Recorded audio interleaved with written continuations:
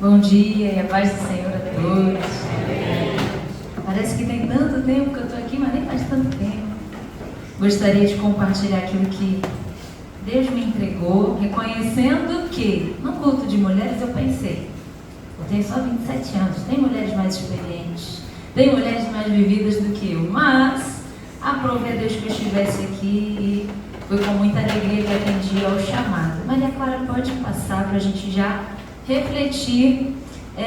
Confesso aos irmãos o seguinte: eu não sou uma pessoa que gosta muito de clichê, não. Eu não sei vocês, mas eu não gosto muito daquelas coisas muito repetitivas, sabe? Parece que é sempre um mantra, alguma coisa. E eu sempre tive a sensação de que Provérbios 31 era esse tipo de mensagem.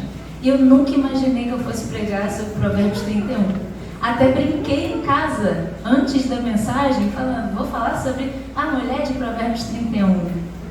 Num tom de brincadeira, como se não fosse essa mensagem, mas foi essa mensagem que Deus me deu. Eu adoro como Ele me quebra e me reconstrói todas as vezes. Então nós hoje vamos refletir um pouquinho sobre Provérbios 31.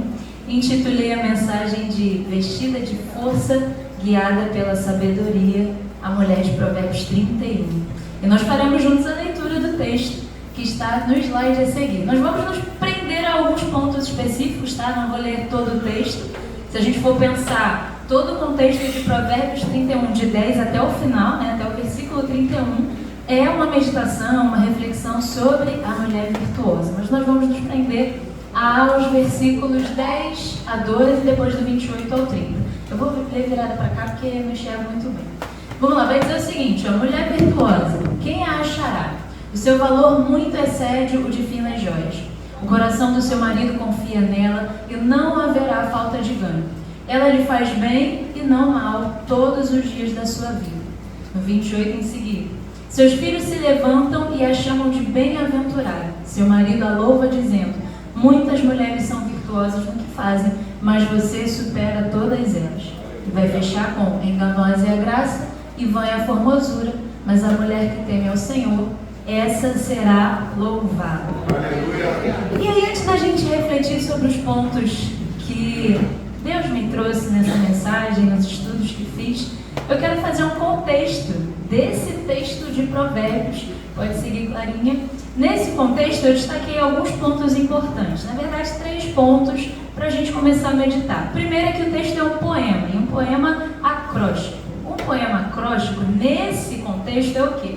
Ele foi todo criado, elaborado, cada versozinho desse começa com a primeira letra do alfabeto e vai seguindo, como se fosse o nosso primeira linha, A, segunda linha, B, terceira linha, C. Então ele é todo construído dessa maneira. Um outro ponto é que o público-alvo desse texto, eu sempre pensei, nunca li com cuidado, não são as mulheres e sim os homens. Aprendam, homens. E nós vamos aprender também, mulheres, porque a mensagem é para todo mundo.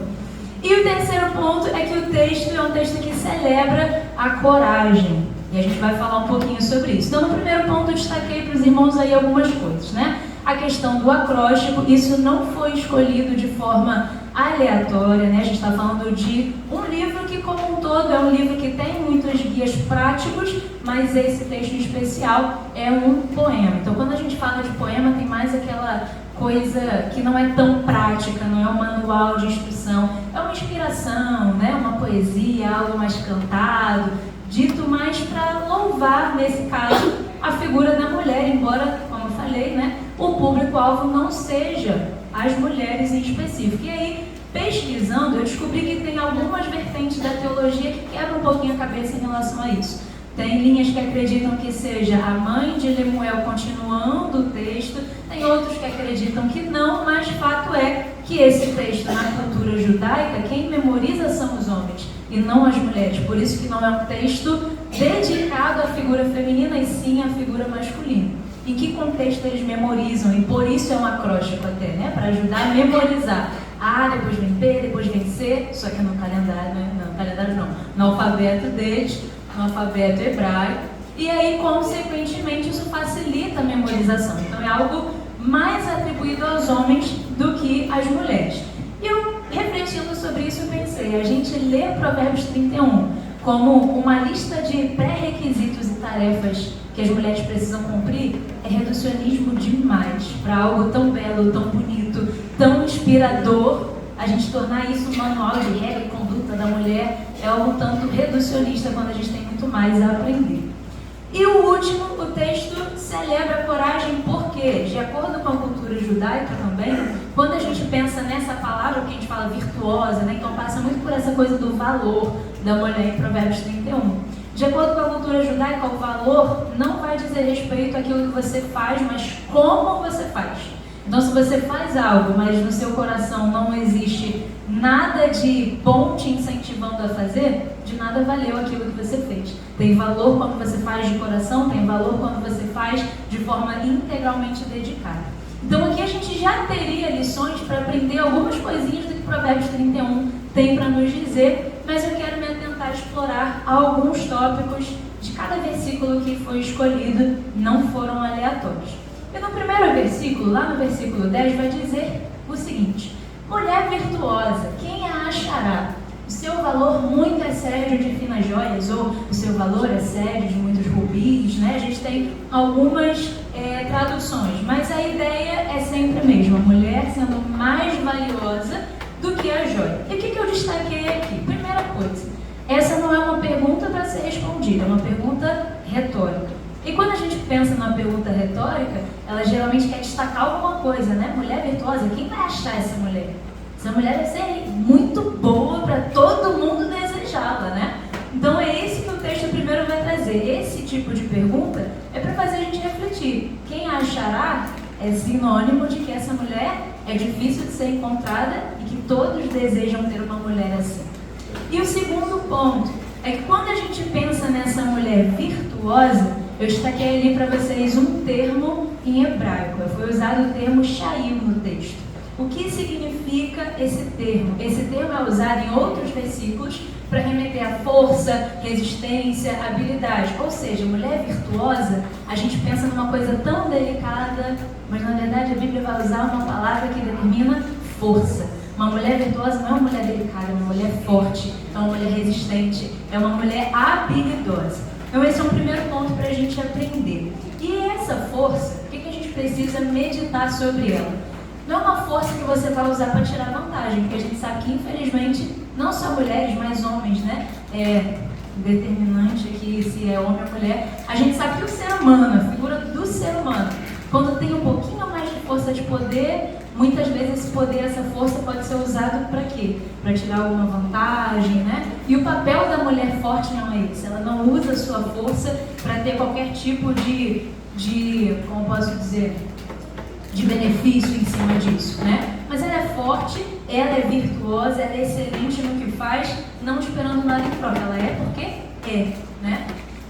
Lá no versículo 10 ainda vai dizer que o seu valor ultrapassa o de muitas joias, seu valor excede o de muitas joias, o de finas joias, de muitos rubis. E aí, meditando, pesquisando, a gente consegue enxergar diversas vezes essa comparação na Bíblia de exceder a muitas joias, fazendo uma conexão com sabedoria. Então, outra coisa que já no verso 10 a gente consegue destacar. A mulher virtuosa é uma mulher forte e é uma mulher que inspira sabedoria. É uma mulher sábia, é uma mulher que tem dedicado a sua vida a crescer e manifestar essa sabedoria. Ponto 10, tranquilo? Você está achando que vocês estão quietos? Vou fazer igual eu faço com os meus alunos. Vou continuar, hein? Se tiver dúvida, pergunta o pastor e a mim depois. Vamos lá, seguindo, versículo 11. Coração do seu marido, faltou o ozinho. O coração do seu marido confia nela e não há falta de ganho. O que eu consegui aprender aqui, quero compartilhar com os irmãos. Primeiro, ele vai dizer que o coração do seu marido confia nela, ou seja, a mulher virtuosa é uma mulher de confiança. Trazendo aqui para essa relação do casamento, uma mulher virtuosa é aquela que o marido pode ficar despreocupado, porque na frente dele ou na ausência dele, ela é a mesma pessoa. Ele é uma mulher íntegra, é uma mulher que ele pode confiar, e isso não se reflete apenas numa relação conjugal. A gente está falando de todas as outras esferas. Uma mulher virtuosa, ela não tem que ser confiável só dentro de casa, no casamento. Ela tem que ser confiável com os filhos, nos seus pares, na igreja, em qualquer ambiente em que ela estiver. E um outro ponto é que se a gente pensar, existem várias traduções de cada leitura, a gente sabe disso, e algumas interpretações caminham para o sentido de sucesso, né? De esse não haverá falta de ganho sendo interpretado como sucesso. Uma mulher virtuosa, ela não pode atrapalhar o sucesso de ninguém, muito menos do seu marido. Ela não tem que ser pedra de tropeço dentro de casa.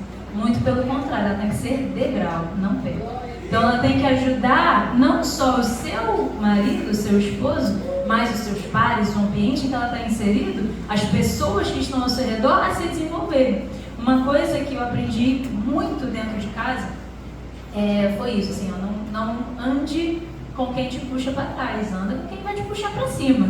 E uma mulher virtuosa tem que ser uma mulher que puxa as pessoas para cima e não leva para o fundo do poço. Principalmente trazendo aqui para dentro da igreja, né? Se a gente pensar, não só as mulheres, novamente, os homens. Quantas vezes uma palavrinha que a gente fala coloca alguém no fundo do poço? Uma palavra. Às vezes uma palavra maldita no sentido de você falar da forma inadequada ou usar uma expressão errônea. Muito do que a gente vive, em qualquer circunstância, no nosso meio social, a gente pode abençoar e a gente pode desfazer, desgraçar com as nossas próprias mãos. E a gente precisa tomar muito cuidado. A mulher de Provérbios 31, ela vai nos ensinar que nós somos degraus, nós vamos ajudar pessoas a conseguirem aquilo que elas se predispõem a fazer. E principalmente dentro da família, né? Ela precisa mais ainda fazer isso, ela tem que contribuir. O versículo 12 vai dizer que ela lhe faz bem e não mal todos os dias de sua vida. É uma continuação ainda dessa relação conjugal. Então está dizendo que essa mulher faz bem ao seu marido todos os dias e não o mal. O que a gente pode aprender aqui nesse versículo 12? Quando a gente fala desse fazer bem e não mal, a gente está falando de uma influência positiva. Uma mulher sábia, uma mulher virtuosa, é uma mulher que incentiva positivamente. Pesquisando de novo, né? Quando eu estou estudando para preparar a mensagem, eu vou pesquisando várias coisas ao mesmo tempo. Fica uma bagunça os meus guias de pesquisa. Mas eu encontrei que existe um termo ali, eu até coloquei para os irmãos, gamal, nesse versículo, no comecinho do versículo. Esse texto, para fazer menção a ela lhe faz bem e não mal. O que significa esse termo? É desmame. O que é você desmamar alguma coisa?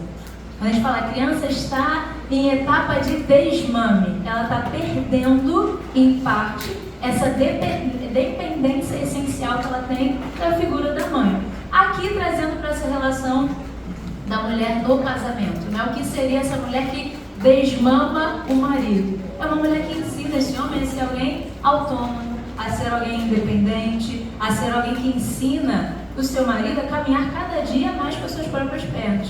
Aí eu me lembrei de uma coisa que minha sogra falou quando a gente casou. Ela falou, a mãe cria o filho, mas quem vai terminar, vai jogar aquele temperinho final é a esposa. Porque tem coisas, né, que debaixo ali da asa da mãe, o filho tem um comportamento. Com a esposa o comportamento vai ser diferente, né? Quando o Gabriel tem crise de garganta, não é o cuidado da mãe, é o cuidado da esposa, que é um pouquinho diferente. Existe um senso de proteção, né? Que da mãe, às vezes, pode ser excessivo e isso impede muitas vezes um homem de se desenvolver enquanto um homem. E uma mulher sabe o que ela precisa fazer. Vamos podar isso aí, vamos aprender a desmamar, vamos aprender a caminhar com as próprias pernas. É um papel que uma mulher, uma esposa também precisa ter, né? E ela vai fazer isso de forma muito sábia e de forma positiva. Vai dizer que ela faz o bem e não o mal. Então não é, né, pegando aqui o exemplo da minha relação conjugal, não é porque eu não sou mãe que eu vou tratar mal, muito pelo contrário, né? A gente tem que aprender a tratar bem cada vez melhor, se aprimorando cada vez mais.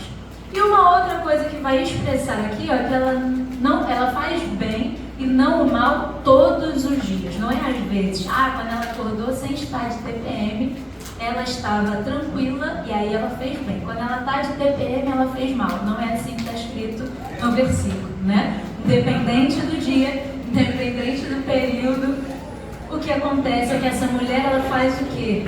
Bem. O que a gente pode aprender com esse segundo trechinho? Constância. A mulher de Provérbios 31, ela não é uma mulher inconstante, que uma hora sim, uma hora não. Uma hora ela está bem, uma hora está mal. Uma hora pode, uma hora não pode. Uma hora ela apoia, outra hora ela reprova. Uma hora ela está feliz, outra hora ela está brava. Não é assim que acontece. É uma mulher constante. Inconstante em quê? Em buscar sabedoria.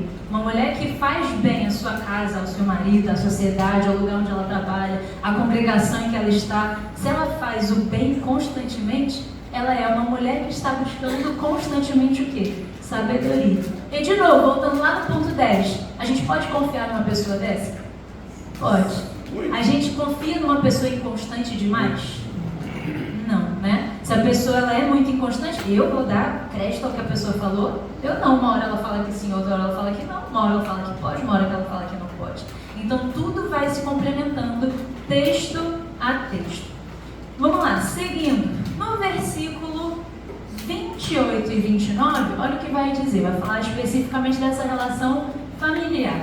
Seus filhos se levantam e a chamam de bem-aventurado. Seu marido a louva dizendo: muitas mulheres são virtuosas no que fazem, mas você supera a todas elas. De novo, quando a gente olha para esses versículos, dá para entender porque Provérbios 31 é dedicado à figura masculina. É sobre a mulher, mas por que é voltado à figura masculina? Para que, num contexto de uma relação familiar, o homem seja capaz de olhar para a mulher que ele tenha dentro de casa e fazer, de fato, ela brilhar mais do que ela já brilha. De pegar essa mulher e louvar a mulher que existe dentro da sua casa. É isso que o texto está dizendo. Os seus filhos a chamam de bem-aventurada e seu marido a louva. Ele está dizendo, ó, tem mulheres boas, tem mulheres que fazem coisas maravilhosas, mas você, meu amor, você está em outro nível. Né? Tem muita mulher maneira, mas você é muito mais maneira.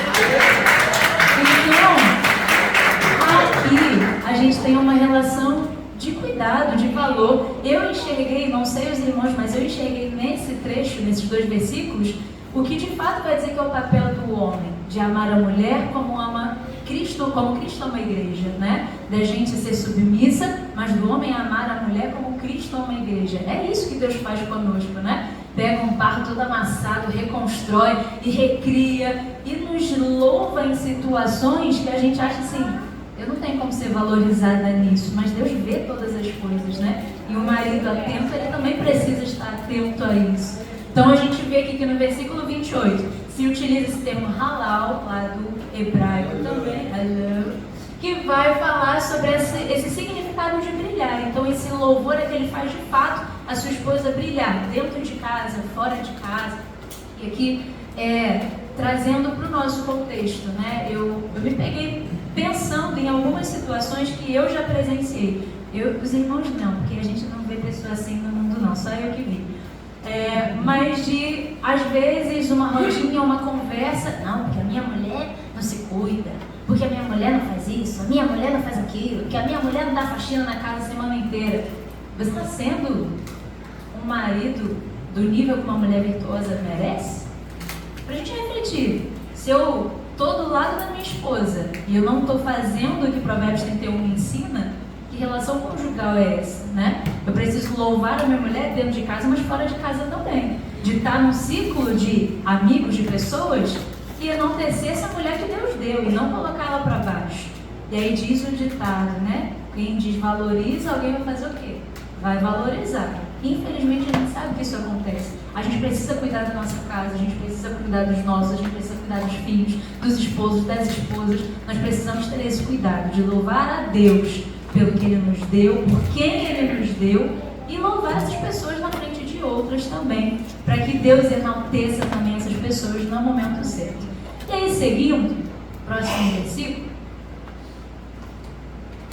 para mim, o versículo 30 é o ápice, o apogeu de Provérbios 31. Vai dizer que enganosa é a graça e vã a formosura, mas a mulher que teme ao Senhor, essa será louvada. Para mim, esse trechinho, ele vai fechar com chave de ouro, ensinando para os homens ou para as mulheres, para quem quer que seja, o que é ser uma mulher virtuosa, uma mulher valorosa de verdade. Aqui a gente tem alguns pontos a destacar. De novo aí as pesquisas. E aí trouxe algo que espero que edifique os irmãos como me edificou. Quando a gente fala enganosa é a graça e vã a formosura, parece que é só aquela coisa de aquilo que os nossos olhos veem são enganosos. Mas tem mais detalhe do que a gente imagina. Para graça, o hebraico vai usar a expressão que vai dizer o quê? É uma expressão que se utiliza para determinar uma coisa parecida com charme. Então é uma mulher que joga seu charme. Uma mulher que joga o seu charme, ela faz isso com o objetivo de quê? De obter alguma coisa. Ela está jogando um charminho para quê? Para conseguir o que ela quer. É astúcia, é enganosa. Uma mulher que utiliza de graça nesse sentido da expressão que é usada na Bíblia, é uma mulher que faz o quê? Engana. É uma mulher que joga um charminho, fala uma coisinha de um jeito diferente, para quê? Para conseguir o que ela quer. É uma mulher não confiável. É uma mulher que engana, é uma mulher que está fazendo o quê? Traindo a pessoa que ela está se comunicando. E a formosura tem uma outra expressão também, que é a expressão rebel. O termo vai dizer que esse rebel da formosura, não sei, a galera do hebraico aqui fala muito melhor que eu. Esse termo, ele tem conexão com a ideia de algo como se fosse uma fumaça, que passa rápido, que escapa pelos dedos, algo que foge muito fácil às suas mãos, algo deslizante. E aí, de novo, outro sinal de perigo, uma coisa que escapa pelos seus dedos, uma coisa escorregadia, é uma coisa que, novamente, não é confiável. Se uma pessoa é muito, joga aqui, joga ali, a gente confia de novo numa pessoa dessa? Não, né? Em relações de trabalho é onde geralmente a gente enxerga muito isso, infelizmente, né? De uma pessoa que joga aqui, joga ali, joga lá, e no fim das contas não joga do lado de ninguém. Isso não passa, não inspira confiança. E a mulher de Provérbios 31 não pode ser uma mulher assim. E infelizmente a gente vê muitas mulheres fazendo isso, né? Fala uma coisinha de um jeito para o marido, fala uma coisinha de um jeito para uma amiga, fala uma coisinha de uma outra forma para um filho, e você tem um caos instaurado. Uma mulher nada sábia, uma mulher nada confiável, uma mulher que não se assemelha em nada à mulher de Provérbios 31. E vai dizer no final, a mulher que teme ao Senhor, essa será louvada. Por que para mim acho que essa é a frase mais marcante e mais forte desse texto? Porque diferente da graça, diferente da formosura, a mulher que teme ao Senhor é uma mulher de fé. Então isso não tem inconstância, isso não é algo que é deslizante, escorregadio, fugidio aos dedos, não é algo que é enganoso, que você vai falar de um jeitinho para obter algum tipo de vantagem. Uma mulher que teme ao Senhor é uma mulher que pode faltar charme, pode faltar a beleza, pode não ser a mulher mais atrativa aos olhos, mas por temer a Deus, todo o resto compensa. Todo o resto é mais do que suficiente. Então a fé, ela independe do rostinho bonitinho, depende de quem Deus é. E se essa mulher tem convicção em quem Deus é, pode vir o que for, pode vir crítica, qualquer coisa, ela continua sendo essa mulher de integridade, de valor, de força. E aí, pra gente ir caminhando para o fim, eu peguei alguns exemplos bíblicos de mulheres que, para mim, são mulheres virtuosas. E aí aqui é um pouco mais da Luísa, que gosta de falar sobre coisas da Bíblia, de não pegar o óbvio. Porque se a gente pensa em mulher virtuosa, a única óbvia que eu vou deixar vocês para me perdoarem é Débora, tá? É a única óbvia. Mas de resto ali eu tentei pegar mulheres que não são tão óbvias assim. Quando a gente pensa em mulher virtuosa, a gente lembra de quem? Esther. Quem mais? Ruth. Maria. Quem mais? Sara, Isabel, Eva. Eva a gente não vê muito com a mamãe virtuosa não, né? Mas a gente tem, só para lembrar que ela existe, também foi importante na história da humanidade. Há controvérsias, também. Deixa eu ver se eu tratar isso mais, gente. Mas eu tentei pegar mulheres que não são tão óbvias assim. E se a gente reparar, algumas delas nem nome têm. E aí isso me pegou muito, porque eu tenho me lembrado das situações, algumas confesso que o nome foi mais fácil de lembrar, outras não. E enquanto eu pensava nessa coisa do nome, especialmente porque a gente na lição dos jovens, na escola dominical dos jovens, a gente passou uma revista inteira falando sobre isso, da relevância que tem o nome, da importância, do significado que o nome carrega. E eu fiquei, Deus, por que não tem o nome de várias pessoas que fizeram coisas tão extraordinárias na Bíblia, né? A gente às vezes queria saber qual era o nome do menino lá dos 5 pães e 2 peixinhos, como é que era o nome da mulher do fluxo de sangue, da cananeia. A gente não tem vários registros, por quê? E aí uma coisa que me confortou muito, uma resposta de Deus para mim, tá? Para mim, é que mais importante do que aquilo que a gente é o que a gente faz. O que ficou escrito na eternidade não foi o nome, não só o nome, né? O nome está no livro da vida, mas o que vai ficar registrado na eternidade é o que o garotinho dos 5 pães e 2 peixinhos fez.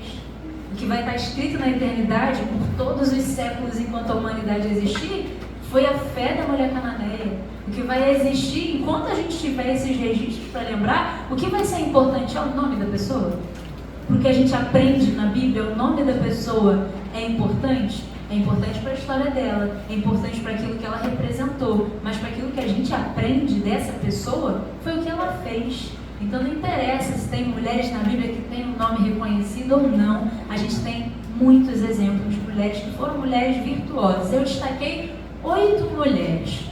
Primeiro, Abigail. A primeira vez que eu fiz a leitura bíblica anual, que eu completei a primeira vez, foi uma história que eu nunca tinha lido com tanta atenção. Sabe aquelas histórias rápidas? Principalmente porque, a história de Davi, tá, Davi, não sei o que, né? Aí, essas histórias, como se fossem histórias secundárias, né? Como se a gente estivesse enxergando um filme, uma série. Tem a história principal, Davi, e tem as histórias secundárias.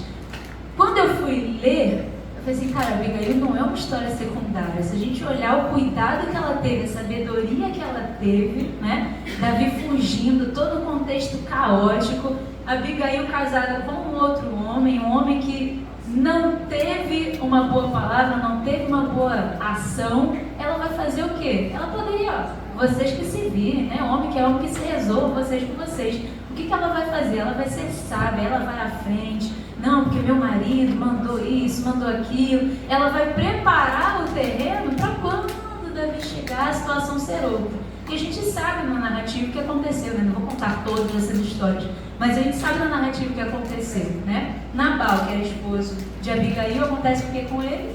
Ele morre. Depois que morre, como Abigail é honrada? Ela vira esposa de Davi. Uma das, né?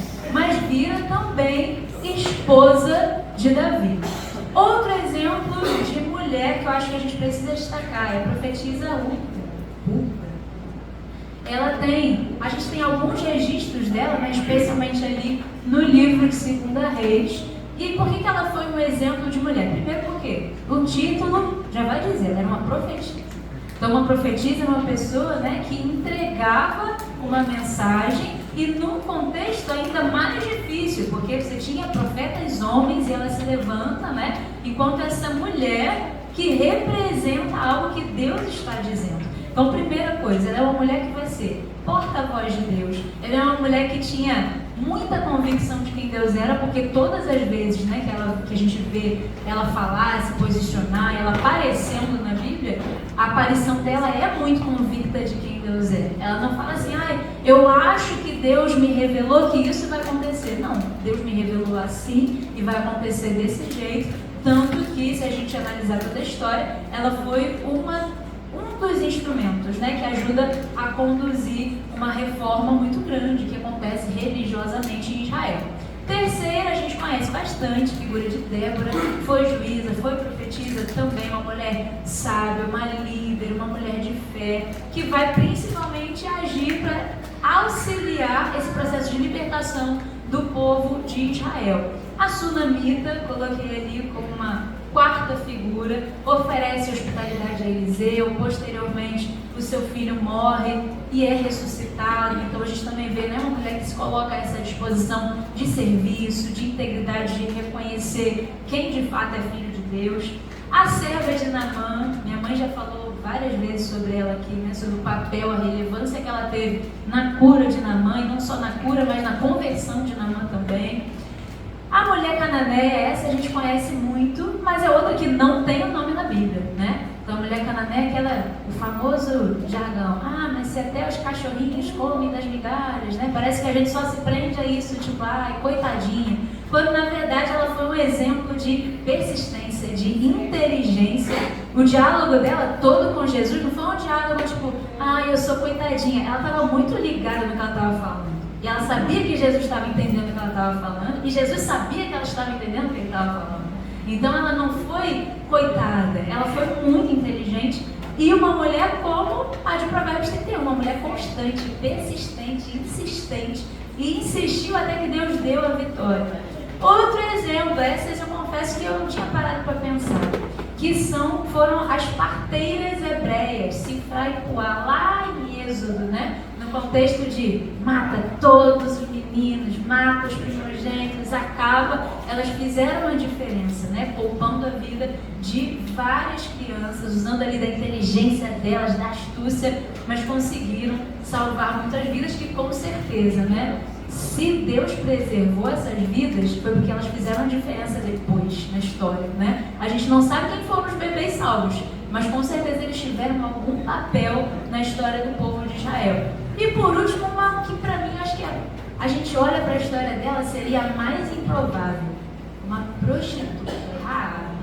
Pessoas olham tipo, meu Deus, né? Que é isso? Raabe, se a gente for olhar toda a história, né? Mesmo sem ser cristã, ela vai se utilizar de fé, né? Na palavra dos homens, na palavra de Deus. Foi uma mulher inteligente, ajudou ali naquele contexto de conflito entre Israel e Jericó, e não pouca coisa, né? Uma mulher improvável demais está na linhagem de Jesus. Quando a gente olha lá para Mateus 1:5, a gente vai ver lá a Raabe sendo citada como alguém que fez parte da genealogia de Jesus. Olha que privilégio, né? Uma mulher pouquíssimo provável de ser alguém relevante na história, né? No contexto em que as mulheres não eram valorizadas, no contexto em que as mulheres não eram prestigiadas, quantos exemplos de mulheres virtuosas, valorosas, mulheres fortes, sábias, mulheres constantes, insistentes, persistentes, mulheres de fé que a gente tem, muitas. E para fechar, uma frase que Deus me fez pensar sobre isso tudo. Quando a gente pensa na figura da mulher, em Provérbios 31, muitas vezes é aquela coisa do papel da mulher, né? A mulher tem que fazer isso. Por isso que eu cortei toda aquela parte entre o versículo 13 até o versículo 27, porque ele vai citando vários exemplos de coisas que mulheres fazem que são vistas como coisas admiráveis. Mas o foco da mensagem que Deus deu não era esse. Então a gente focou naqueles versículos especialmente. E aí eu acho que toda a mensagem nessa frase. É o papel que vai definir o que a mulher é? Não. Numa sociedade em que a mulher é, de fato, muito rotularizada, vamos colocar assim, né? Não só as mulheres, mas os homens também. Existem muitos rótulos a respeito de pessoas. E numa sociedade em que tudo é muito rotulado, não são os nossos papéis que vão nos definir, mas a integridade, a sabedoria e a bravura que nós trazemos a esses papéis. Se a gente olha para os exemplos de mulheres que eu destaquei, que papel que elas tinham?